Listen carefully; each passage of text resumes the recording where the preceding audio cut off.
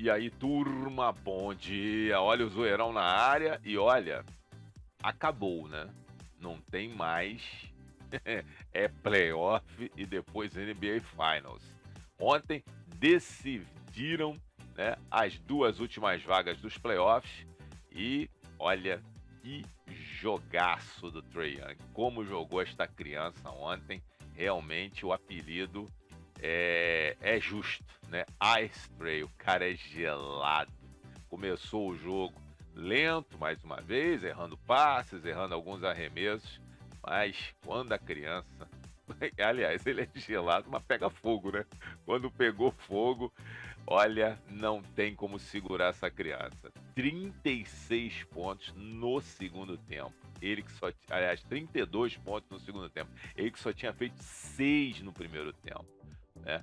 E, lógico, num final de primeiro tempo que já deixou aí muitas dúvidas, não só provavelmente na equipe, mas a torcida também de Atlanta deve ter ficado bolada com a contusão do Clint Capela.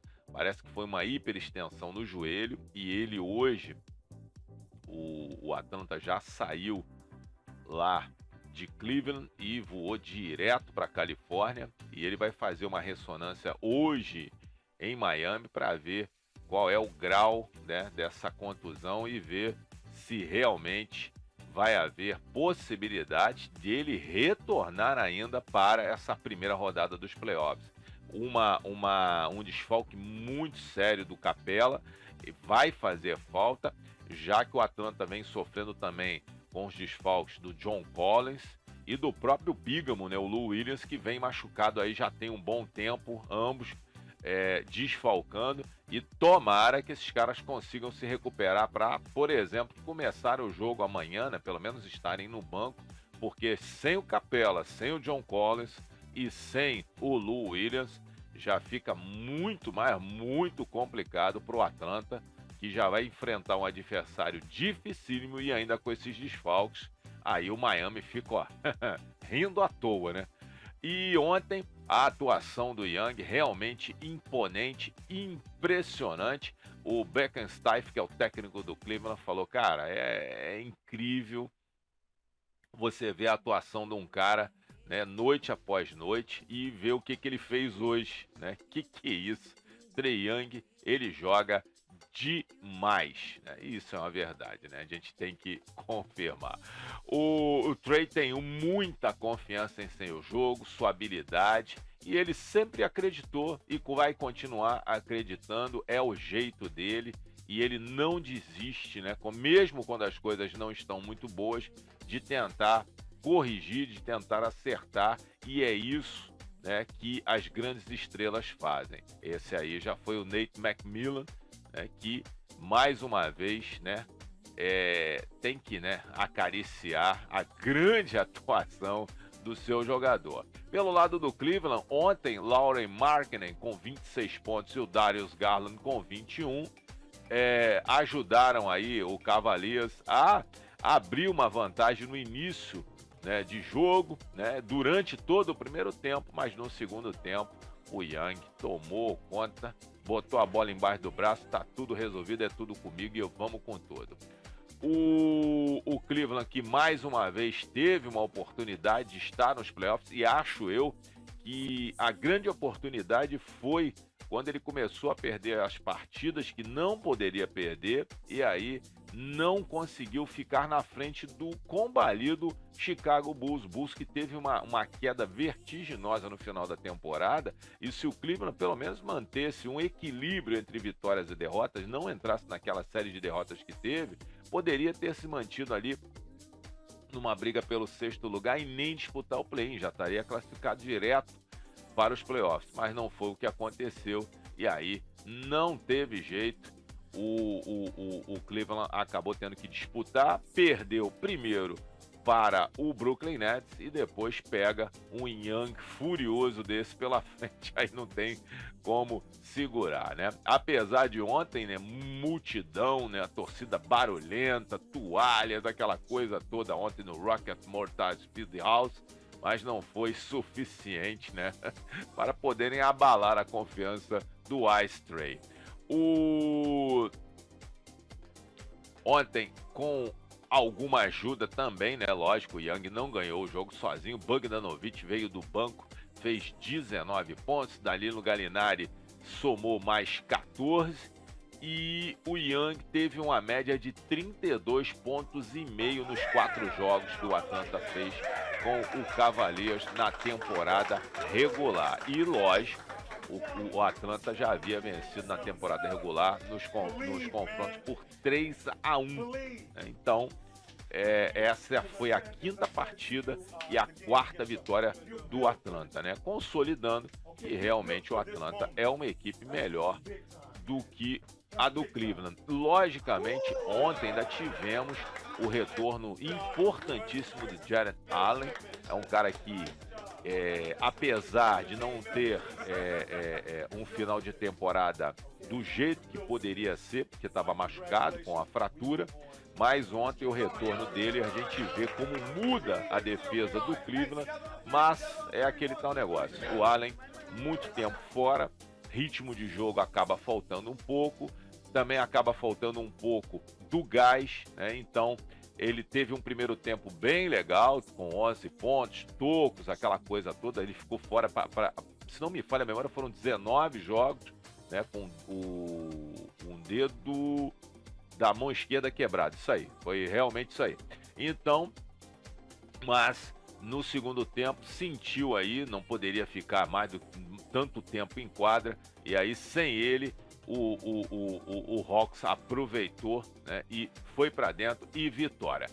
Galera, o Hawks, né, vai voltar à quadra amanhã contra o Miami Heat, né, o Hawks que fez 4 partidas na temporada regular e perdeu para o Miami por 3-1, né.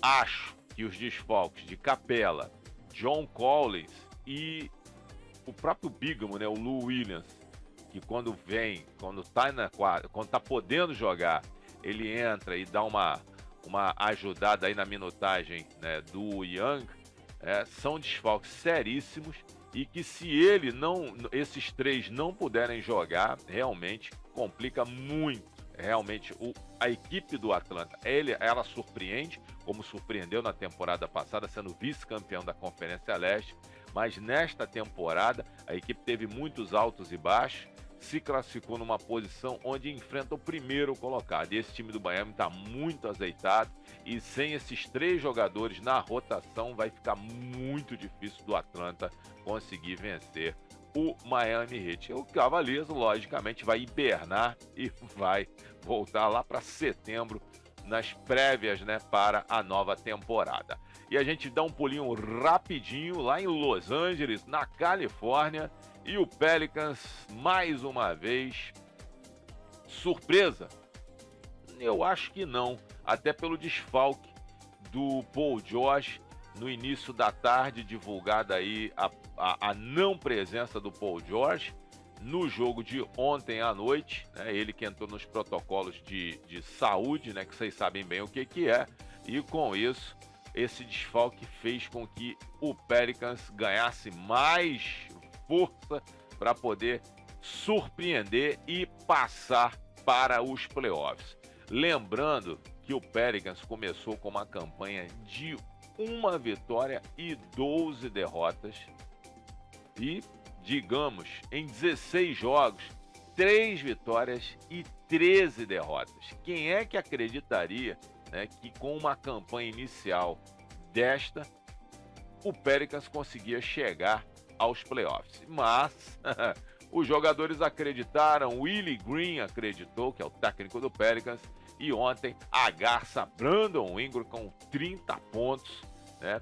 E os Pelicans acabaram se recuperando de uma desvantagem de 13 pontos no 4º período, né, para poder vencer o Clippers por 105-101 e garantir a sua classificação para os playoffs. Os Pelicans chegaram aos playoffs pela primeira vez desde 2017-2018, né? Guiados aí pelo Billy, inclusive o Green, ele é um ex-Clipper, né? Então o Willie Green acabou ajudando aí a eliminar a sua ex-equipe. E, logicamente, além do início de campanha horroroso do Pelicans, ainda teve o desfalque do gordinho Zion Williamson, que ficou a temporada toda fora, né, com uma lesão no pé, né? E o próprio Trey Murphy falou: sendo meu primeiro ano, nem sei como é vencer, né? E olha para nós agora, depois daquele começo horroroso. CJ McCollum com 19 pontos, Larry Nance Jr. com 14 pontos e 16 rebotes, auxiliaram bastante aí a Garça, né? Juntou tudo isso, né? 30, 49, 63 pontos aí desse trio. E lembra bem, né, senhores? CJ McCollum, Valanciunas e Larry Nance Jr. vieram da onde? Do Portland para o New Orleans. Essa troca foi fundamental para esta classificação. Eles que chegaram em fevereiro e o Nance que vinha, né, de uma cirurgia no joelho e voltou muito bem. Eu lembro muito bem do Nance no Lakers. Era um jogador que tinha uma certa imponência física de garrafão e dava enterradas, cada marretada miserável. O joelho não estava lá essas coisas, fez a cirurgia, voltou e está ajudando bastante e ajudou muito, né, para essa classificação do Pelicans.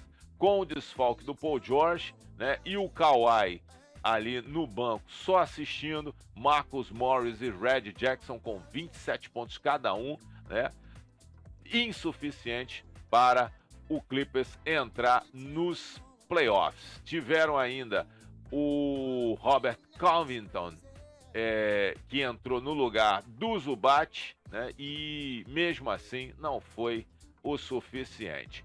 O Ingram falou, né, basta ter fé, né, e permanecer conectado o tempo inteiro. O Willie Green, ele tem uma mentalidade como essa e soube explorar os nossos melhores momentos para os jogos, e isso daí foi o suficiente, né, e o necessário para essa classificação.